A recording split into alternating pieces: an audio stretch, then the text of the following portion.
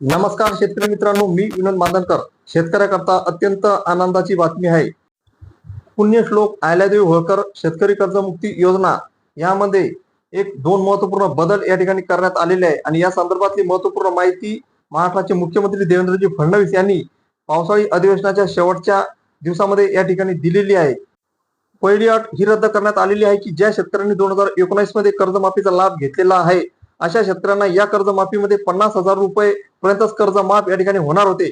परंतु या ठिकाणी आता सरसकट 2 लाख रुपयापर्यंत कर्ज माफ याही शेतकऱ्यांना या ठिकाणी मिळणार आहे आणि यामुळे जवळपास 15 लाख शेतकऱ्यांना आता या कर्जमाफीचा लाभ 2 लाख रुपयापर्यंत या ठिकाणी मिळणार आहे. खूप आनंदाची बातमी या शेतकऱ्यांकरता ही आहे. दुसरी महत्वपूर्ण अट ही सुद्धा रद्द करण्यात आलेली आहे की जे शेतकरी रेग्युलर कर्जदार आहे, नियमित कर्जदार आहे, त्यांना रुपये 50,000 पर्यंत या ठिकाणी प्रोत्साहनपर अनुदान या ठिकाणी मिळणार आहे.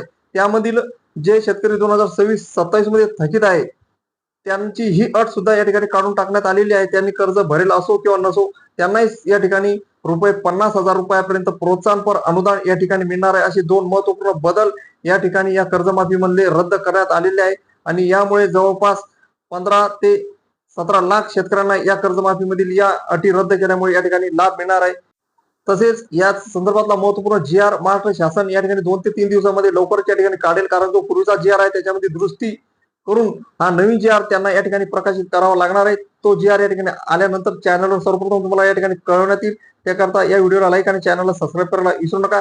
तसेच या संदर्भात माननीय मुख्यमंत्री देवेंद्रजी फडणवीस स्वतः काय बोलले ते आपण या ठिकाणी बघूया. मी आर्थिक शिस्त सांगत होतो आणि ते लोक मला हे सांगत होते की आपण व्यापक विचार केला पाहिजे आणि शेवटी लोकशाही आहे, त्यामुळे लोकशाहीमध्ये त्यांचा व्यापक विचार मी मान्य केला.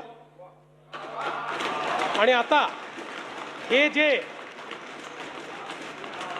महात्मा फुले कर्जमाफी योजनेतले जे लोक होते ज्यांना 50,000 रुपयापर्यंत आपण म्हटलं होतं त्यांनाही 2 लाखापर्यंत कर्जमाफी झाली. आणि त्यासोबत 26-27चा जो नियम आहे तोही वगळण्यात येईल. आता आपल्याकडे तर सगळं आहेच. 26 मध्ये कोणी कोणी पैसे भरले आहेत, जसं यांनी सांगितलं 95% लोकांनी पैसे भरले.